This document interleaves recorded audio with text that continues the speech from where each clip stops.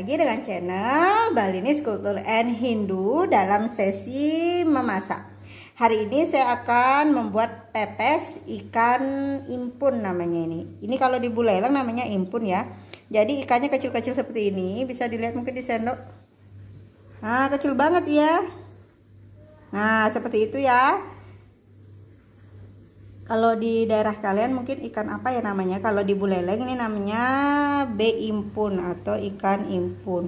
Ini datangnya musiman, tidak setiap hari ada. Kalau pas musimnya dia bisa ada. Di sini saya memakai bumbu halus, bumbu genep yang tadi isinya bawang merah, bawang putih, cabai, kemudian terasi, jahe.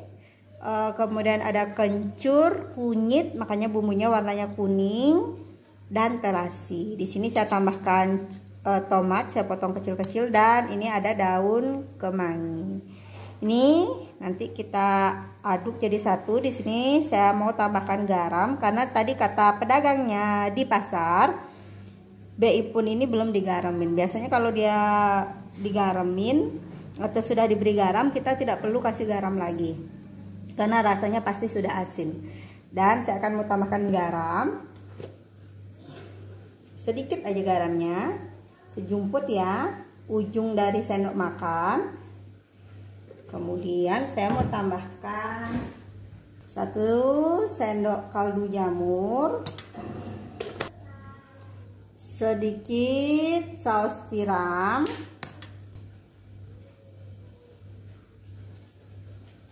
sedikit gula pasir. Sekarang kita aduk jadi satu.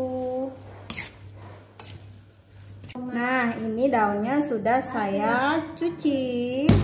Jadi daun kemanginya juga sudah saya cuci. Kita taruh ya sesuai selera aja ya. Ini mungkin karena banyak, karena saya petik dari halaman rumah, kebetulan ada. Daun kemangi. Kemudian ikan impunnya kita aja, terus kita gulung seperti ini. Kita jarit dengan semat. Kalau tidak, di daerah kalian tidak ada semat, bisa dengan tusuk gigi yang baru ya. Nah, ini karena lebih, kita potong aja. Nah, seperti ini. Setelah semua dibungkus, sekarang kita bakar, kita panggang di kompor. Kita tutup biar panasnya merata. Kita tunggu dia matang. Setelah matang, kita angkat ya. Dan inilah pepes impunnya.